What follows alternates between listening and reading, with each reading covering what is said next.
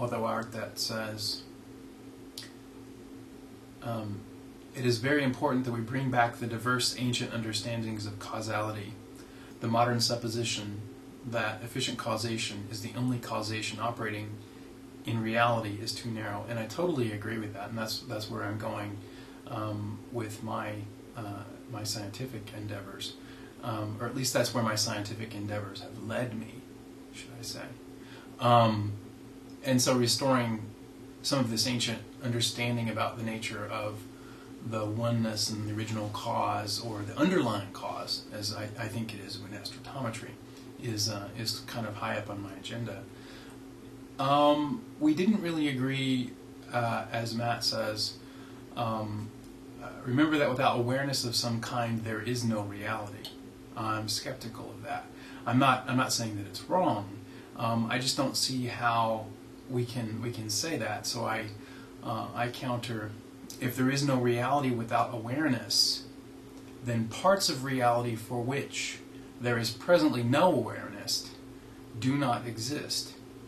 And this seems to contradict the very nature of discovery. For example, if you want to say that awareness is reality, or that, as Matt says, there is no reality without awareness, then that which we're not aware of wouldn't exist, but yet we discover things. So either the nature of reality is changing when we discover simultaneously, or that reality existed before we became aware of it, which is what I'm tending towards. And so I haven't studied what pan-experientialism is yet, but I probably will be. And then we get into this discussion about awareness deepens as complexity increases. And this is Matt's, this is other out there's response to my assertion that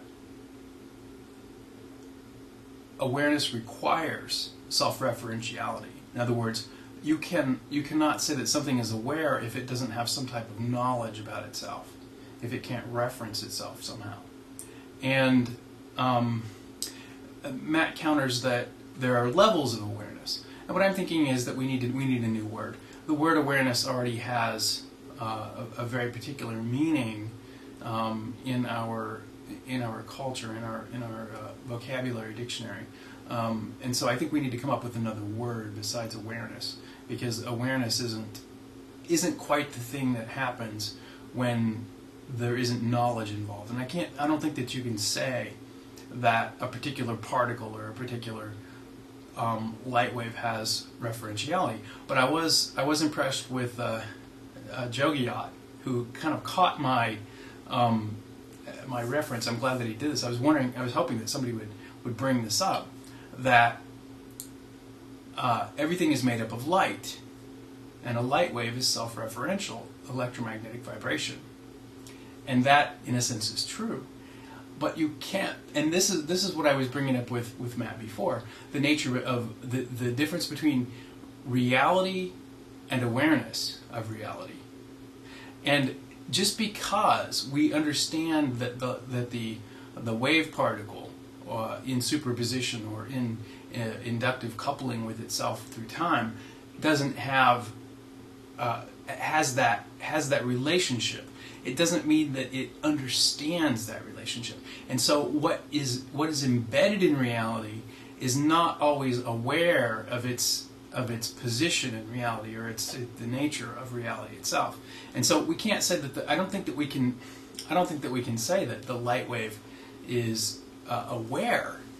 But there might be more to this, and I want to dive now into.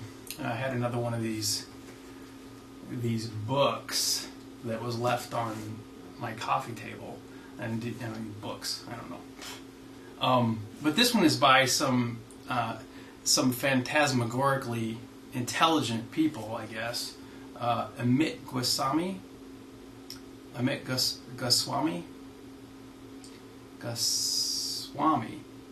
yeah, Amit Goswami, PhD, with Richard E. Reed and Maggie Goswami, with a foreword by Fred Allen Wolf, and it's called the self-aware. Sorry, I can't see my screen, so I'm just going to hold it up there and hope it works. How Consciousness Creates the Material World is the subtitle, and it looks like a really, really good book.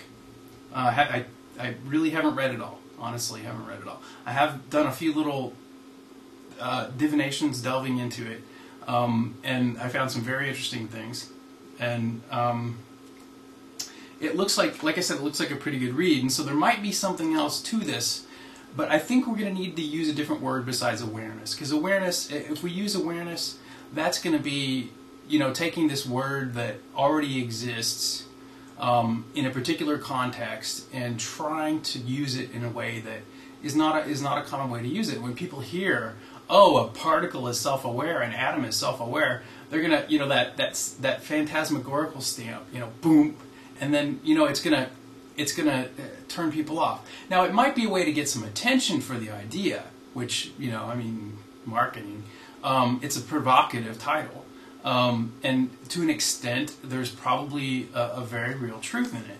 And when I did the self-referential thing, I came up with this. The conclusion of the preceding chapter bears repeating, for it provides the basis of understanding ourselves in the universe, :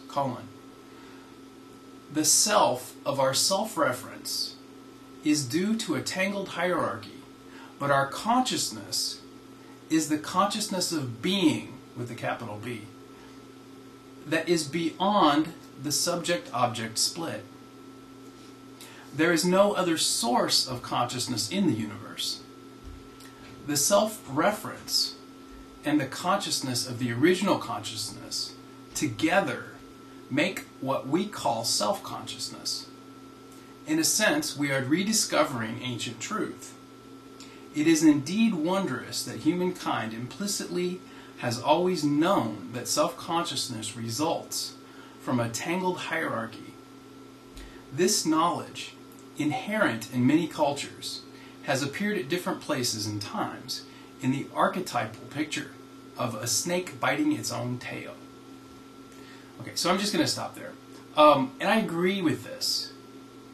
I agree with this concept. I agree with everything that I just read there. I mean, it's unusual for me to resonate so well with the book, but this is good information. I just don't think that we can call it, and maybe I'm missing something that I'm not feeling it in here.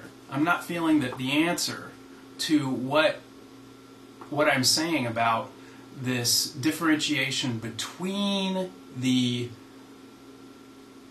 atom's consciousness, or the atom's quote-unquote awareness, and our awareness is actually treated in here. I don't think it is. I might be wrong about that. But it's an interesting question, and I think that we need another word. I think we need to come up with another word that represents this this connection, this participation in awareness that is very real. That is the very same thing that, when someone is not really engaged in reality, their role. I mean, that's something that happens, and that's that we are constantly rediscovering things about the nature of our reality. But that is not the kind of thing that you want to label awareness when it exists on that tiny scale. When you're talking about a particle, or when you're talking about a ray of light, or a wavicle of light, I don't think we want to assign that word awareness there. I think we want to look for something else. I don't want to say a quanta of consciousness. I don't think that we should try to divide that awareness word up into pieces. And so I don't know what the answer is, but it'd be interesting to hear what everybody has to say on this.